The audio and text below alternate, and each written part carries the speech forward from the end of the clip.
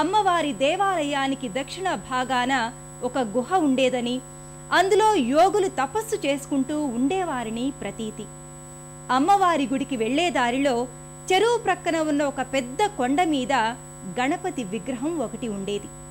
కొండతో పాటు అది కూడా అంతరించిపోయింది. ఆలయ ప్రాంగణంలో ఉన్న సుబ్రహ్మణ్యేశ్వర స్వామి మందిరానికి చేరుకుంటారు భక్తులు.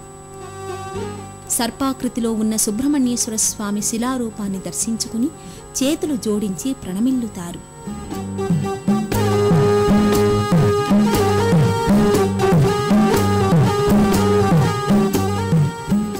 అనంతరం ఇదే ఆలయ ప్రాంగణంలో ఉన్న ఆంజనేయ స్వామి మందిరానికి చేరుకుంటారు.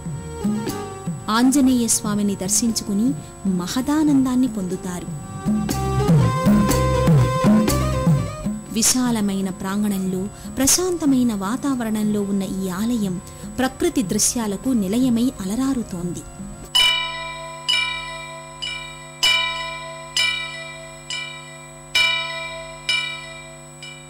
ప్రధానాలయ ప్రాంగణానికి ఎడమవైపున వల్లభ గణపతి స్వామి వారి ఆలయం భక్తులకు దర్శనమిస్తుంది. ఈ ఆలయంలో కొలువై ఉన్న గణపతి స్వామి అమ్మవారి దర్శనానికి వచ్చే భక్తులకు ఎలాంటి విఘ్నాలు కలగకుండా సదా రక్షిస్తాడని భక్తులు విశ్వసిస్తారు.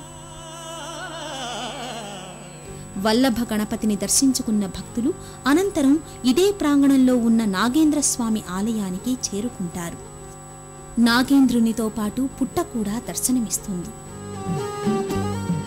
ఇక్కడ కొలువైన నాగేంద్రుణ్ణి దర్శించుకుంటే సంతాన భాగ్యం ప్రాప్తిస్తుందని భక్తుల నమ్మకం. భద్రకాళి అమ్మవారి ఆలయానికి ఆనుకుని భద్రకాళి చెరువు కనిపిస్తుంటుంది. అమ్మవారి లీలా విశేషాలకు ప్రతీకగా నిలిచిన ఈ చెరువు సుందర ప్రకృతి దృశ్యాలకు నెలవై దర్శనమిస్తుంది.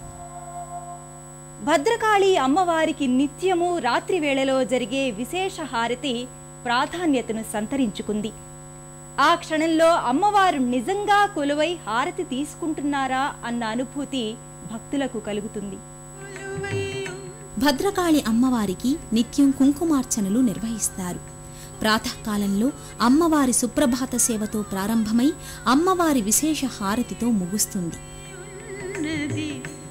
ఇక్కడి అమ్మవారికి రాత్రి సమయంలో విశేష హారతి నయనానందకరం. అమ్మవారు ఆ క్షణంలో స్వయంగా ఆలయంలో కొలువై హారతులు గైకొంటుందా అన్న అనుభూతి భక్తులకు కలుగుతుంది.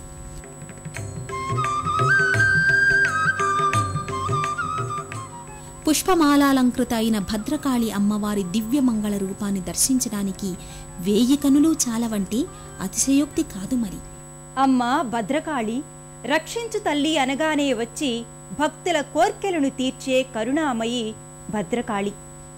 అమ్మలగన్న అమ్మగా, ముగురమ్మల మూలపుటమ్మగా, ఆది పరాశక్తిగా పూజలందుకుంటున్న భద్రకాళి అమ్మవారి కరుణా కటాక్ష వీక్షణాలు మనందరి మీద ఉండాలని కోరుకుంటూ మరో తీర్థయాత్రలో మళ్ళీ కలుసుకుందాం. అంతవరకు సెలవు. నమస్కారం. పుణ్యక్షేత్రాల దర్శనం, అపురూప ఆలయాల సందర్శనం, తీర్థయాత్ర కార్యక్రమాన్ని ఇప్పుడు యూట్యూబ్ ఆన్లైన్లో www.youtube.com/etv2india లింక్ ద్వారా కూడా వీక్షించండి.